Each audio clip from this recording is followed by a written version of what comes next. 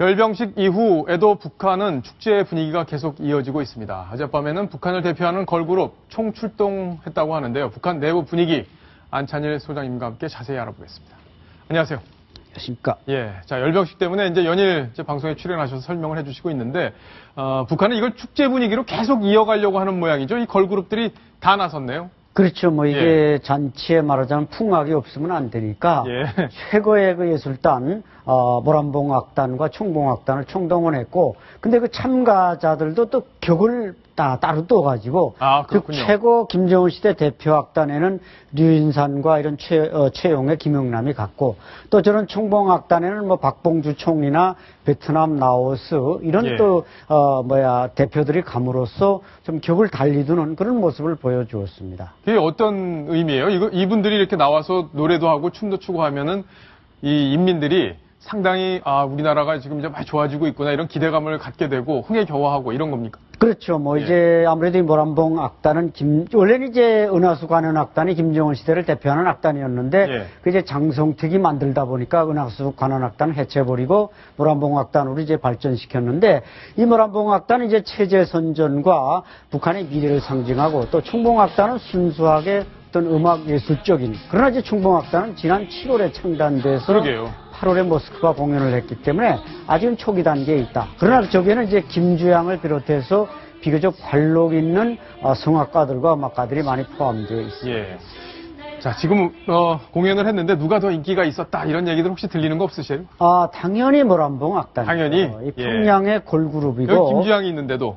김주양이 있음에도 불구하고 북한의 젊은 사람들이 보기에는 이 모란봉 악단이 단연히 인기가 있고, 특히 이제 군인들이 인기가 있기 때문에 이번에 그 퍼레이드에 열병식에 참가했던 군인 대표들도 전부 이 모란봉 악단으로 갔습니다. 근데 우리나라 군인들 앞에서 왜 걸그룹들 노래하면 막 군인들 난리 나고 막 뛰쳐나가고 막 그러잖아요. 여기는 안 그러죠? 절대 북한에서는 뛰쳐나갔다는 큰일 나기 때문에 한 사람도 뛰쳐나가지 않습니다. 한 사람도?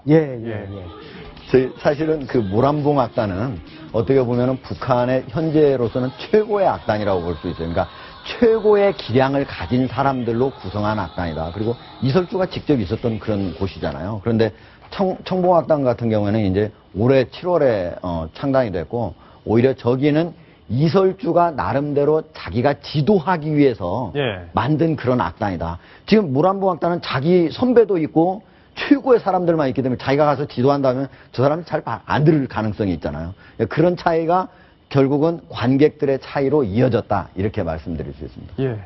평양 저녁이 축제 분위기였다는 거 아마 시청자분도 다 알고 계실 텐데, 실제 밤에 어제 있었던 기자의 이야기를 들어보시면 깜짝 놀라실 텐데요. 직접 한번 보시겠습니다. 시청자 여러분, 여기는 평양 대극단입니다.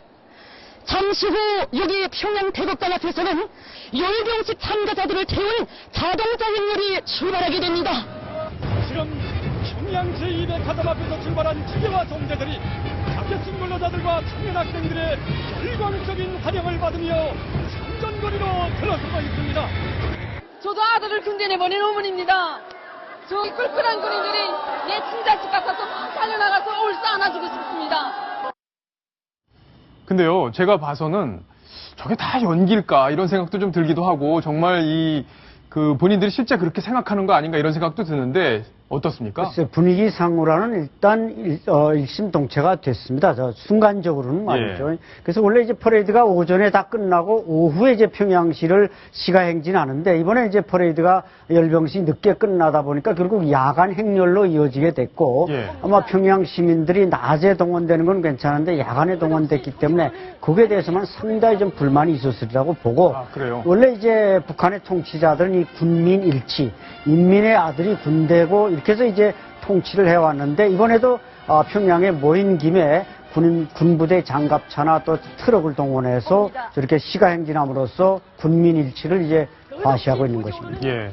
저런 불꽃놀이 폭약은 어디서 사올까요? 저건 제가 아닙니다. 저것은 이제 거의 중국에서 폭약 종류 불꽃놀이는 무조건 중국에서 수입하는 것으로 알려지고 있고, 저 불꽃놀이도 원래 과거엔 거의 없었습니다. 저것도 역시 김정은 시대에 들어와서 하나의 등장한 새로운 패러다임이라고 볼 수 있습니다. 그렇군요.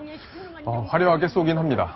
자, 근데 선전이 이제 계속 이어질 텐데 보니까 문수 놀이장에서 또 사람들이 많이 몰려있는 모습이 또 공개가 됐어요. 이제 그만큼 분위기가 달아오르고 있다 이런 건가요? 그렇죠. 이제 승리자의 대축전으로 맞이하려니까 평양 뭐 문수물놀이장이니 뭐 그다음에 또 이제 평성시나 지방에서까지 이게 북한에서는 이제 명절이라고 하면 공급을 잘 받고 그날 체육대회 하면 그게 최고 성스러운 날인데 예. 이번에 이제 당창건 70주년이라고 해서 무려 3일을 쉬었기 때문에 각지에서 체육대회가 벌어지면서 분위기를 이제 축제 무드로 이끌어가는 겁니다. 예. 하종대부국장. 예. 저런 일이 계속 이어진다면 김정은이 그동안 이제 공포 정치를 통해서 막 여러 가지 논란도 나왔었고 인민들한테 여러 가지 이제 그 불신 이런 것도 받았는데 저런 과정을 통해서 리더십을 좀 확고히 해 나가는 효과 이런 것들은 좀 있다고 봐야 될까요? 예, 그렇다고 봐야죠. 왜냐면은 김정은이 이번 올해 가장 중요하게 여긴 것이 바로 노동당 창건 70주년이거든요. 그렇죠. 이거를 위해서 무려 3개월 넘게 100일 전투를 했습니다. 그러니까 100일 동안 당 창건일 이전에 여러 가지 경기장이라든지 아니면 주택이라든지 이런 것들을 건설을 마치라고 해서 그때까지 얼마나 고생을 많이 했겠습니까? 그러니까 당 창건일인 10일부터 무려 일주일간 축제 기간처럼 해놓고 그때 모든 사람들한테 저런 뭐 악단을 활용해가지고 여러 공연을 보여준다든지 아니면 뭐 물놀이장 또는 승마장 뭐 여러 군데를 열어가지고 주민들한테 좀 즐거움을 선사하는 그런 기간이고 저거를 통해서 어떻게 보면 인민들의 그런 신뢰를 향상시키고 또 자기 지배 체제를 확고히 하는 한다. 그런 계기로 삼는다 이렇게 볼 수 있죠. 안찬일 소장님 지금 보니까 화면에 보면은 이제 평성시 모습이 지금 나오고 있고 장기자랑도 하고 있고 그걸 찍어서 보도도 하고 있던데 네.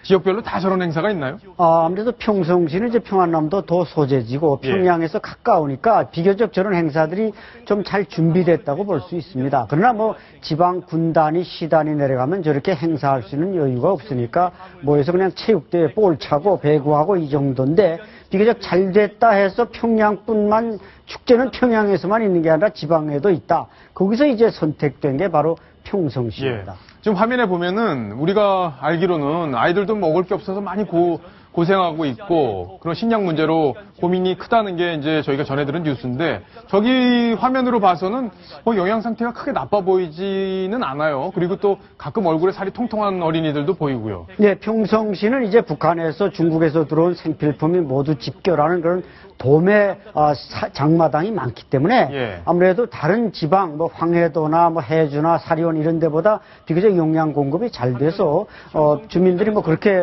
부실해 보이지는 않고 바로 그렇기 때문에 북한이 평성시를 선택한 것 같습니다. 그렇기 때문에 네. 다른 지역은 변두리로 가면 사정이 완전히 다르다. 그렇죠. 저기에 비해서는 뭐 훨씬 열악하다고 봐야 됩니다. 알겠습니다. 아무래도 그런 이유 때문에 저런 홍보 영상까지 만들지 않았을까 싶네요. 자, 안찬일 소장님과 북한 이야기 자세히 한번 풀어봤습니다. 자, 이제 다음 소식으로 넘어갑니다. 다음 소식 바로 이겁니다.